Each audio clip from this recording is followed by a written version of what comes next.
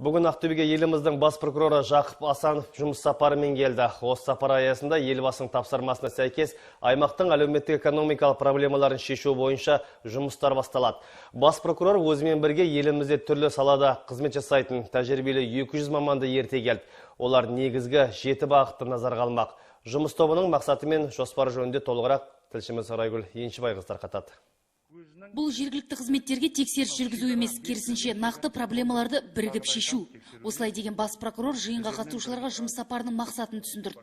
Енді бір ай бойы облыста еліміздің мемлекеттік мекемелерінің және үкіметтік емес ұйымдарының ең үздіктегі мамандары жұмыс жасайтын болады.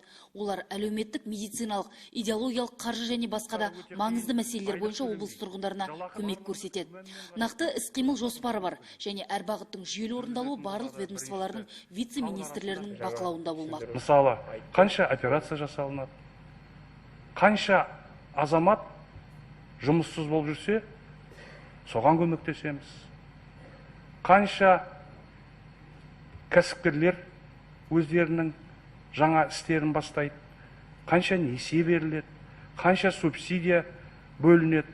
Сондай нақты істермен айналысуға жалпылама емес, қағаз жүзінде емес, нақты іс жүзінде жұмыс істейтін боламыз. Бас прокурор жоба аясында тұрғындарға көрсетілетін жекелеген көмек түрлерін атап өтті. Олар азаматтарға жұмысқа, балабақша мен мектептерге орналасуға жәрдемдесу, құжаттарын қалпына келтіріп, зейнетақы мен жәрдемақыны рәсімдеуге және мүлікті тіркеу жұмыстарына септігін тигізу. Мамандардың әрқайсысы өзіне тиесілі саламен жұмыс жасап, нәтижесін бір айдан кейін қорытындылайтын болады. Басты міндеттердің бірі әр санаттағы азаматтардың арасында ауқымды ақпараттық жұмыс жүргізу болып табылады. Азаматтарға кездесу барысында қоғамдық, саяси және әлеуметтік экономик мәселелер бойынша ақпарат жеткізілетін болады. Кездесулердің тақырыптары дін саласындағы мемлекеттік саясатты, руханилық пен мәдениет саласының жалпы мәселелерін қамтиды. Біздің мамандар 21 оқу орындарында, оның ішінде 14 мектеп, колледж және әскери институтқа барады. Мектептерде біз мұғалімдерге зайырлық және дінтану негіздері жаңа бағдарламасын игеруге көмек көрсетеміз. Ал жеке ісін ашып кәсіпкерлікпен айналысам деушілердің сауалына қаржы секторының мамандары жауап береді. Сондай-ақ олар мемлекет тарапынан көрсетілетін қолдау түрлері бойынша түсіндіру жұмыстарын жүргізеді.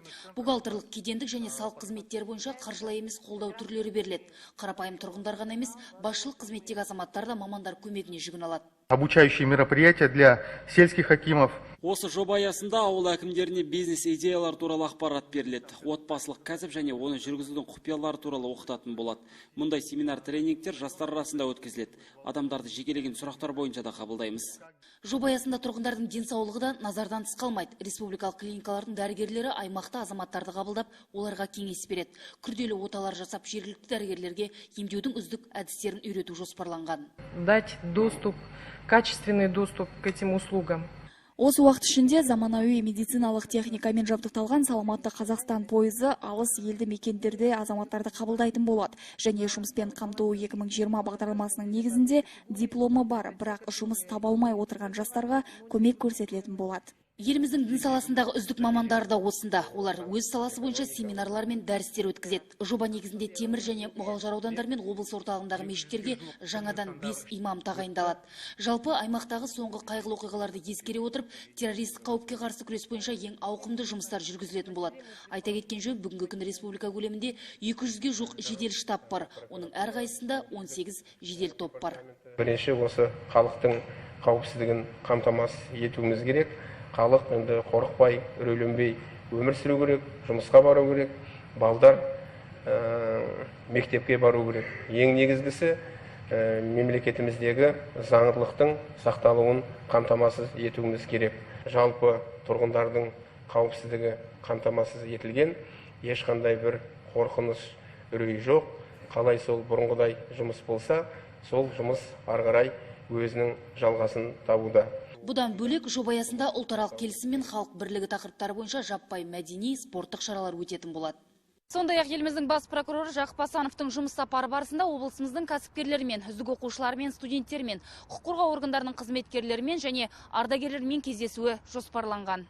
Райгүл Еншібайқызы, Жанаділ Сағиев, Қазақстан, Ақтөбе.